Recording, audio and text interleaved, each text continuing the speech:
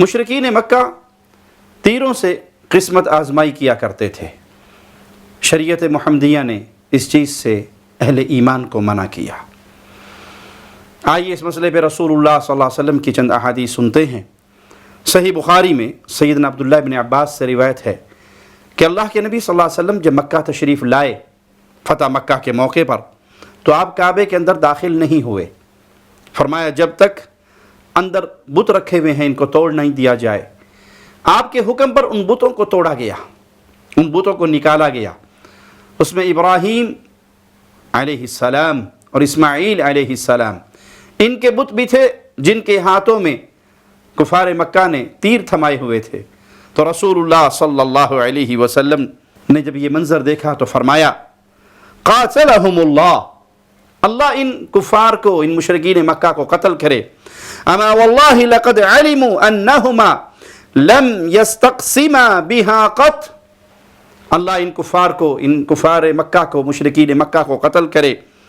انہیں بخوبی معلوم تھا کہ سیدنا ابراہیم علیہ السلام اور اسماعیل علیہ السلام انہوں نے کبھی 500 سے قرہ اندازی نہیں کی.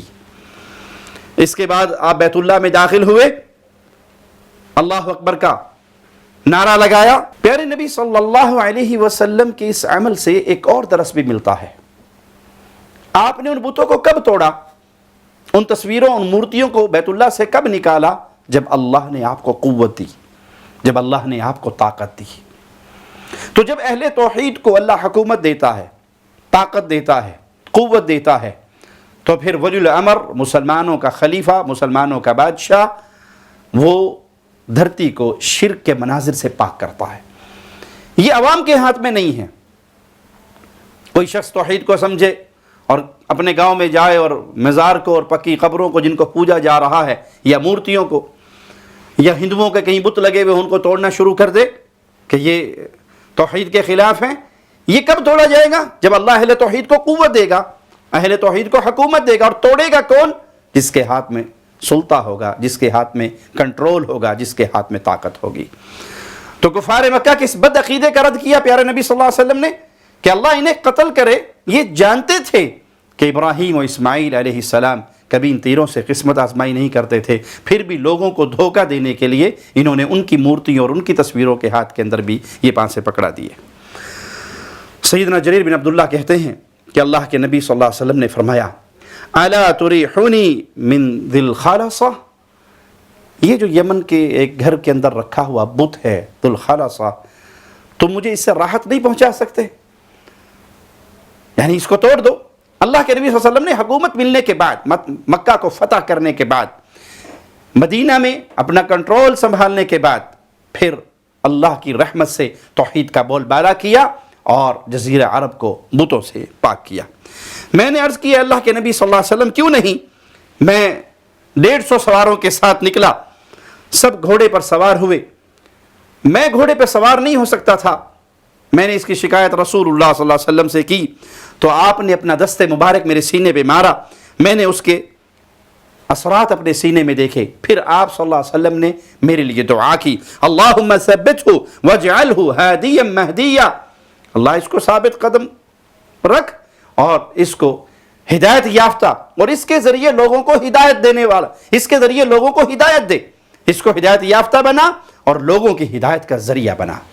فرماتے ہیں پھر اس کے بعد میں کبھی گھوڑے سے نہیں گرا اور میں وہاں پر پہنچا اور اس بت کو توڑا, اس شرک کے مرکز کو جلایا. فرماتے ہیں جب میں وہاں پہنچا تو ایک شخص تیروں سے فال نکالتا تھا. تو کسی نے اسے کہا کہ یہاں رسول اللہ صلی اللہ علیہ وسلم کا قاصد آ پہنچا ہے, اگر تو ان کے ہتھے چڑھ گیا وہ تیری گردن مار ڈالیں گے. یعنی یہ عمل اتنا قبیح ہے, یہ عمل اتنا برا ہے, اگر تو ان کے ہاتھ لگ گیا وہ تیری گردن مار دیں گے. یہ صحابی رسول ہیں, یہ پیارے نبی صلی اللہ علیہ وسلم کے قاصد ہیں. ایک دن اس فال والے کو دیکھ لیتے ہیں تو اسے کیا کہتے ہیں, لَتَكْسِرَنَّهَا وَلَتَشْهَدَنَّ أَن لَا إِلَهَ إِلَّا اللَّهِ, ان تیروں کو توڑ دو اور گواہی دو کہ اللہ کے علاوہ کوئی الہ برحق نہیں. أَوْ لَأَضْرِبَنَّ عُنُقَكَ, یا پھر میں تیری گردن مار دوں گا, اگر تو کفر پہ باقی رہے گا تو پھر میں تیری گردن مار دوں گا. یا تو ان کو توڑ کر اللہ کی وحدانیت کا اعلان کرو تو اس نے فوراً ان تیروں کو توڑ کے پھینک دیا اور آواز لگائی اشہد ان لا الہ الا اللہ و اشہد ان محمد رسول اللہ۔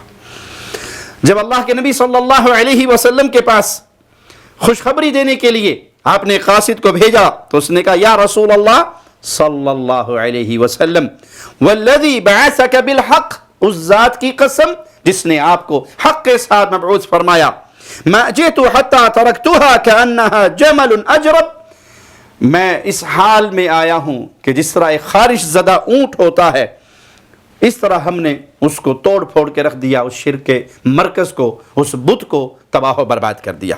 یہ سن کر اللہ کے نبی صلی اللہ علیہ وسلم نے 5 مرتبہ ان لوگوں کے لیے رحمت اور برکت کی دعا فرمائی۔ یہاں یہ بھی درس ملتا ہے کہ جس کے ہاتھ میں اللہ حکومت دے وہ شرک کے مراکز کو ختم کرے۔ حاکم وقت سے یہ سوال ہونا ہے، اللہ نے تمہیں حکومت دی تھی، کیا تم نے شرک مراکز ختم کیے؟ کیونکہ یہ دھرتی صرف ایک اللہ کی عبادت کے لیے، یہ دھرتی اس پر اللہ کی عبادت ہوگی، غیر اللہ کی عبادت نہیں ہو سکتی۔ یہ نہیں ہو سکتا کہ کوئی شخص اپنے آپ کو مسلمان بھی سمجھے، موحد بھی سمجھے، توحید والا بھی سمجھے، اور پھر وہ سب سے کہے کہ آپ اپنی شرک کے مراکز کو برقرار رکھیں اور مل جل کے اور پیار محبت سے زندگی گزاریں۔ جب اللہ اہل ایمان کو حکومت دیتا ہے وہ دھرتی کو پاک کرتے ہیں شرک کے تمام مناظر سے، شرک کے تمام مراکز سے، اور ایک اللہ کی وحدانیت کے جھنڈے کو گاڑتے ہیں۔ ابو درداء روایت کرتے ہیں کہ رسول اللہ صلی اللہ علیہ وسلم نے فرمایا ثلاثۃ لا ینالون درجات العلا، 3 ایسے اشخاص ہیں یا 3 طرح کے ایسے لوگ ہیں جو جنت کے اعلیٰ درجات کو نہیں پا سکتے۔ من تکہن او استقسم او رجع من سفرہ طیارہ، 3 طرح کے ایسے لوگ جو اعلیٰ مقام، اعلیٰ درجات کو نہیں پا سکتے۔ ان میں سے پہلا کون ہے؟ جو کسی کاہن کے پاس جاتا ہے، کسی نجومی کے پاس جاتا ہے، اس سے جا کر اپنی زندگی کے بارے میں، مستقبل کی اور غیب کی خبریں پوچھتا ہے، اور جو تیروں سے قسمت آزمائی کرتا ہے، اور جو بدشگونی کی وجہ سے سفر کینسل کر کے واپس آ جاتا ہے۔ یہ سفر منحوس ہے۔ کیوں منحوس ہے؟ کالی بلی راستہ کاٹ کے گزر گئی۔ یہ سفر منحوس ہے، کیوں؟ الو کی آواز سن لی تھی۔ یہ سفر منحوس ہے، کیوں؟ اس کی فلاں وجہ بنی تھی۔ تو یہ 3 شخص ایسے ہیں جو اعلیٰ درجات کو نہیں پا سکتے۔ اگر کوئی شخص ان امور کو جائز سمجھتا ہے، کاہن کے پاس جانا یا تیروں کے ذریعے قسمت آزمائی کرنا یا کسی جگہ کو منحوس سمجھنا اور ایسی بدشگونی لینا، ان کو جائز سمجھتا ہے، ان کی تصدیق کرتا ہے، پھر تو اس نے شرک و کفر کیا۔ اور اگر اس کو ناجائز سمجھتا ہے لیکن ایمان کی کمزوری کی وجہ سے ان چیزوں کو اپنے اوپر غالب کر لیتا ہے اور اس عمل سے رک جاتا ہے، تو یہ جنت میں داخل بھی ہو جائے گا تو جنت کے اعلیٰ درجات تک نہیں پہنچ سکتا۔ سیدنا سراقہ بن مالک رضی اللہ عنہ وارضا بیان کرتے ہیں کہ ہمارے پاس کفار قریش کا ایک قاصد آیا، میں ایک مجلس میں بیٹھا ہوا، اور اس نے آ کر کہا کہ کفار قریش نے اعلان کیا ہے کہ جو محمد صلی اللہ علیہ وسلم اور ان کے ساتھی ابو بکر کو زندہ گرفتار کر کے لے آئے یا نعوذ باللہ انہیں قتل کر دے تو ہر بندے کے بدلے 100 اونٹ اس کو دیے جائیں گے۔ اور کہا میں نے ابھی کچھ لوگوں کو ایسے راستے پہ دیکھا ہے کہ مجھے گمان ہوتا ہے کہ وہ محمد صلی اللہ علیہ وسلم اور ان کے ساتھی ہی ہوں گے۔ تو سراقہ کہتے ہیں میں نے کہا نہیں، یہاں سے تو فلاں ابن فلاں اور فلاں اور فلاں گزرے ہیں، وہی گزر رہے ہوں گے۔ میں کچھ دیر مجلس میں بیٹھا رہا اور پھر میں مجلس سے اٹھا کہ تاکہ یہ انعام اونٹوں والا کوئی اور نہ پالے۔ اپنی خادمہ سے میں نے کہا ٹیلے کے پیچھے میرا گھوڑا لے کے پہنچو، اور وہ گھوڑا لے کے پہنچی۔ میں ہوا کی طرح گھوڑے کو دوڑاتے ہوئے ان کے پیچھے گیا، یہاں تک کہ میں رسول اللہ صلی اللہ علیہ وسلم اور سیدنا ابو بکر صدیق کو میں نے پا لیا، ان کے پیچھے پہنچ گیا۔ تو اچانک میرے گھوڑے کی ٹانگیں زمین میں دھس گئی، میں اس سے گرا، اور گرتے ہی میں نے سب سے پہلے اپنے تیروں کو نکالا، تیروں کے ذریعے فال نکالی، تو میں نے وہ چیز پائی جس کو میں اپنے لیے برا جانتا تھا۔ لیکن میں نے گھوڑے کو گالی دی، کھڑا کیا، پھر دوڑایا، اتنا قریب ہوا کہ رسول اللہ صلی اللہ علیہ وسلم کی میں نے قرات کی آواز بھی سنی، گھوڑا پھر دھسا، میں پھر گرا، اور میں نے پھر تیر نکالے، فال نکالی، تیروں کے ذریعے فال نکالنے پر مجھے پھر وہی چیز نظر آئی جس کو میں برا خیال کرتا تھا. میں نہیں چاہتا تھا کہ فعال میں میرے سامنے یہ ماجرا ہو، لیکن اس لالچ میں دوڑا اللہ کے نبی صلی اللہ علیہ وسلم کے پیچھے، اور اللہ کے نبی صلی اللہ علیہ وسلم کی طرف دوڑا.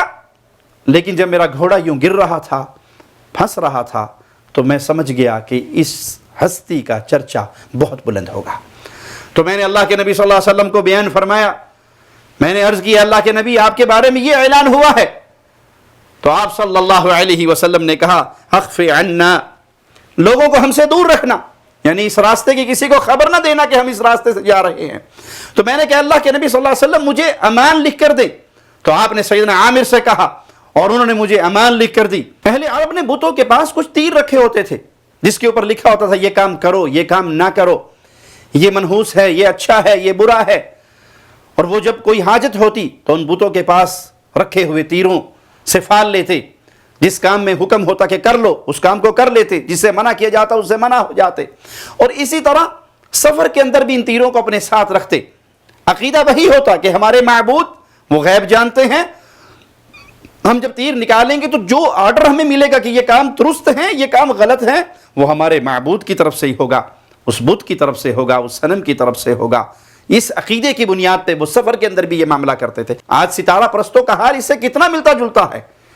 وہ آپ کو بتاتے ہیں کہ آپ کی زندگی پر یہ اثرات ہیں، آپ کے کاروبار پر یہ اثرات ہیں، اس ہفتے کاروبار کرو گے تو نقصان ہو جائے گا، اس مہینے میں شادی کرو گے تو بیڑا غرق ہو جائے گا. تو یہ چیزیں شیطانی عمل ہیں، کفار کا عمل ہیں. اہل ایمان کو ان اعمال سے دور رہنا چاہیے. تو یہ کفار مکہ کے اعمال تھے جو ان احادیث سے ثابت ہوئے کہ یہ عمل اہل ایمان کا عمل نہیں.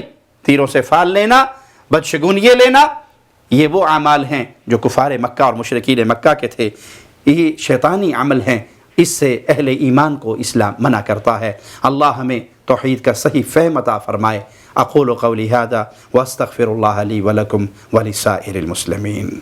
آپ کی شان شوکتوں